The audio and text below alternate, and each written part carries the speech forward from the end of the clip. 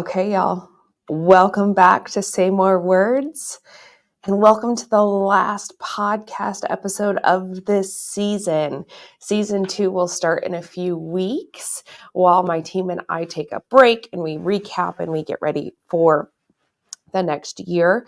If you are listening to a playback, today is December 26th of 2023. And it is one of my favorite times of the year. One, because I take the week between Christmas and New Year's off per se. I'm not seeing clients. And it's something that started way back when I worked in education, because when I worked in education, we had this time off. And so when I started my business, one of the things that I wanted, in creating a life that I love, it was having this week off.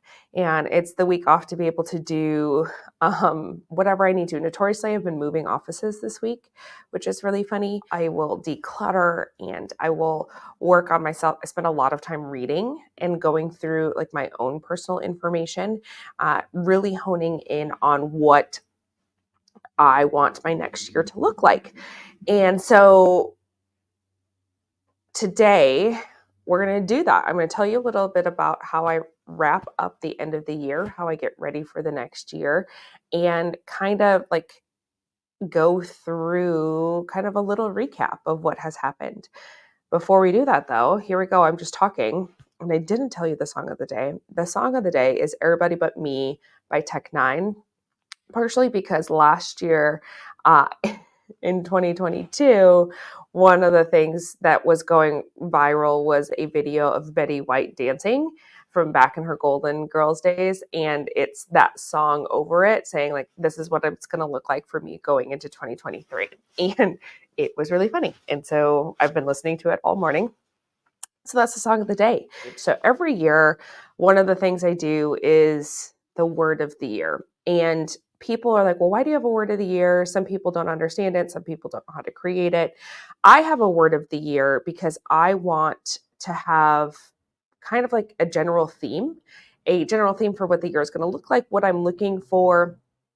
And as long as I'm working through that word of the year, it almost feels like a guiding path. It feels like alignment to me. And so my word of the year last year was resonance.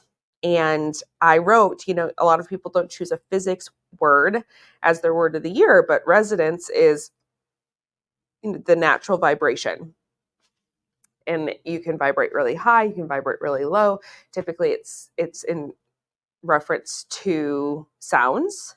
But for me, when I was like, okay, 2023, it's going to be my year of resonance, what that looked like for me was vibrating at such a high level that others around me can't help but also join in.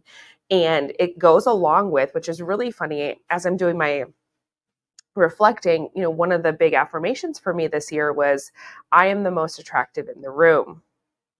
And if I'm the most attractive in the room, what am I doing? I'm vibrating at a very high level. That was completely coincidental. I don't believe in coincidences, but it was unintentional, I should say. It was an unintentional affirmation that went along with my word of the year.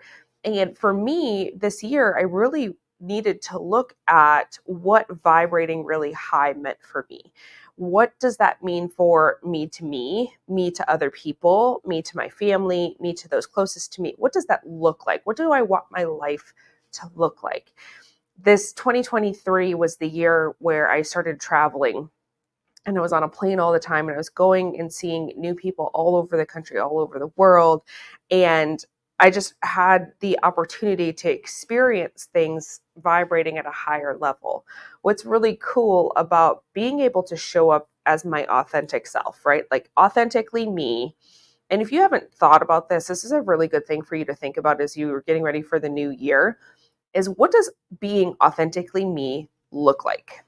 What parts of me have I maybe neglected in the past in order to fit in, or I have deemed bad or wrong in order to fit in? So they're really sitting and thinking about like, what are those aspects that I really wish I could be? in the past, I had a really hard time being loud and talking a lot. You all know this. Episode one of the things that I was told all of my life was to stop talking so much. And now that's all I do for a living, and it's great, and I love it. And so vibrating on a high level for me is being one who talks and shows up and is loud. I am, as I reflect back on this year, like, people know when I'm in the room. I'm typically pretty much laughing everywhere. I do love when people say, I knew you were here before I even saw you because I heard your laugh. Expressing gratitude and thanks through laughter and good conversations and hugs. And that's all a high vibration for me. One of the things too that I realized as I was reflecting, like, there's a lot of things that I did a little bit differently. So I did a lot of things a little bit differently. This year, one of the things that I did, there's two things I did very, very well and very regularly in order to show up at a very high vibration. And one was experience joy, intentionally experiencing joy, looking for joy anywhere I can get it. And two, experiencing love. One of the things I realized is that there's so many people out there who don't realize what love and joy mean to them, what it takes to be loved properly. What does it take for you to experience joy? And one of the things I know to be true is to experience both of those, you have to be vulnerable. And so this was a really high vulnerable year for me in conversations I was having with people, in the way that I showed up, in the way that I loved myself, in the way that I asked for what I need and what I need to be cared for, right? So that was really important, vulnerability. But in order to have both of those things, you really have to ask yourself, what does it look like for me? You have to have that hard conversation of like, this is what it means to love me. This is what it looks like. And this is what it's like for me to experience joy. Also, with both of those concepts, you have to be willing to have them. You have to be willing to accept love and to accept joy in order to give love and give joy. I've spent a lot of time giving out and not accepting it back. And so this year, in order to maintain and to grow my consciousness of love and joy, I had to not just give it out, which I'm really good at. I'm really good at giving it. I'm not so good at receiving it. And so I really had to learn through this ebb and flow of what love and joy looks like in my life if I'm actively receiving it all of the time. Also, what does it look like to remove people from my life who aren't capable of the reciprocation of love and joy, which is a really kind of hard, it's a really hard conversation to have with yourself and to have with people in your life. As this year goes on, and I'm reflecting on my year, love and joy were so present and so prevalent in a lot of the ways that I showed up, in a lot of the vulnerable ways that I showed up, where I did things that were hard or uncomfortable. It's not a really comfortable thing to be someone who goes full force after your dreams, because there's going to be people who don't accept your dreams. There's going to be people who don't understand. There's going to be people who have opinions. And so like I had to learn to filter through who was for me and who was against me, which I do every year because I think it's just really good to do an inventory of those who are in your life and whether they're good or bad for you, and how to create solid boundaries if they're not good for you, if you have to keep them, of course, or to how to create those like really good boundaries for yourself. As my resonance grew this year, and I grew, my vibration grew, and I attracted more people to me that I needed in my life. I attracted more joy, more happiness, more love, more experiences, more hard lessons. And one of the biggest things I had to learn this year was to love myself enough to allow myself the experiences of extreme joy and extreme love, and love myself enough to accept all of the good that was coming to me, instead of thinking, like, not thinking, but wondering why it was happening, or wondering what was going to come next, or what were people going to need from me next, and things like that. It was just being able to experience the world as, this is something that I deserve. I deserve to have a really good life. So do you. Fun fact. If you don't have that in your affirmations, highly recommend. I deserve to have a really good life, because you do. You deserve happiness. You deserve love. You deserve joy. You deserve all of these things. And so this year, while crazy, like I think back and I'm like, holy cow, that seems, this event seems like it was 6 years ago, but it was just a couple of months ago. I lived so much life this year and was surrounded by joy and love and resonance, and it shows in my business growth, it shows in my personal growth, it shows in the growth of my family and the happiness of my family. There's so many things. Like, yes, it was a wild year, yes, it was crazy, yes, I was out the door 90% of the time, yes, I was jumping on planes and I was here, there, and everywhere, but I experienced so much goodness and so many lessons that will help carry me through to this next level, and also help. I don't know. It's a funny thing, because this year allowed me this space to, gosh, to just to almost get deeper with myself. And I know what you're thinking, like, you do this for a living. And I do this for a living. However, with each year, with each passing year, we should be coming deeper and deeper in connection with ourselves. And this year, y'all, I can't even, there are no words. And that's when you know that you've kind of hit me in a spot, because when I don't have the words to describe the feeling of being so deeply appreciative of myself, when I never allowed myself that space before, it is an unreal feeling. It is an unreal feeling to be appreciative of all that I am capable of doing, of myself, of showing up, of the hard work, of the hard experiences, of the hard lessons, of the good experiences and the good lessons and all of that. Like, it's a weird feeling to be at the end of the year and just be so appreciative, as opposed to going through the list of, maybe all of the things I did wrong, or the ways that I failed and made failure bad.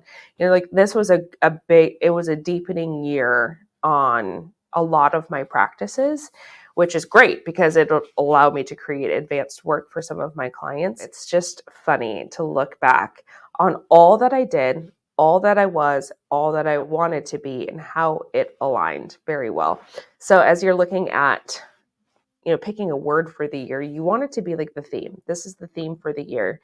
You don't want it to be pigeonholed into one subject or one area. You really want it to be like, this is how I want to show up this year. This is what I'm looking for.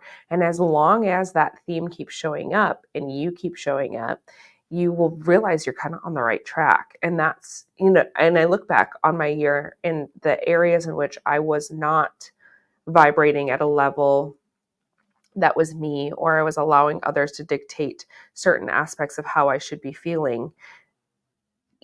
My resonance went down.